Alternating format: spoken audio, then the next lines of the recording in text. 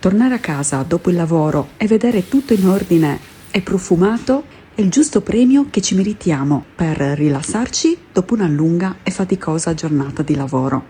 Ma a quale prezzo? Quanta fatica ci sarà voluta per avere una casa così? Niente di tutto questo, bastano pochi minuti e queste semplici 9 abitudini.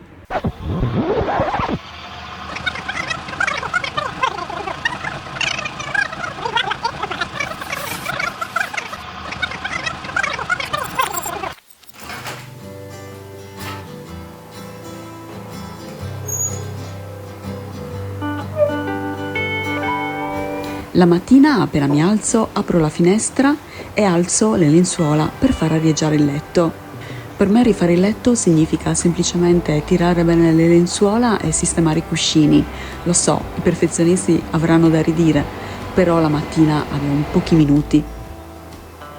Rimetto in ordine tutto quello che ho utilizzato per prepararmi la mattina in bagno. Principalmente spazzola, asciugacapelli e gli asciugamani che ho utilizzato.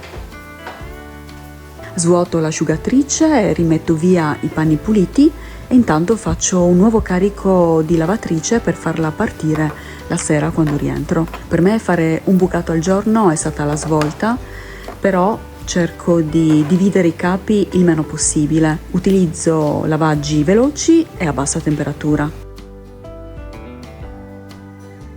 Una cosa importantissima per la salute che cerco di fare la mattina, perché poi nel corso della giornata non c'è più tempo per pensarci, è l'organizzazione dei pasti.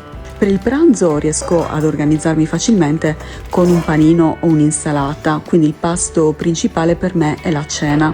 Una volta che ho deciso che cosa mangiare, cerco di portarmi avanti con il lavoro, quindi se ho qualcosa da scongelare lo tiro fuori dal freezer o se devo tagliare delle verdure inizio a farlo e poi le metto in frigorifero.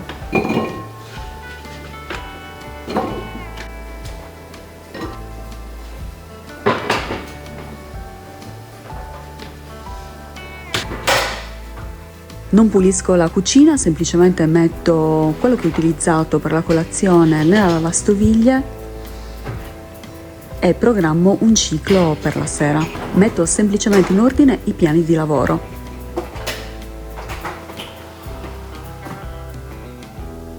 La prima cosa che vedo quando rientro a casa è il soggiorno, quindi cerco di riordinarlo velocemente, sistemando i cuscini del divano, piegando la coperta e togliendo le cose che trovo in giro.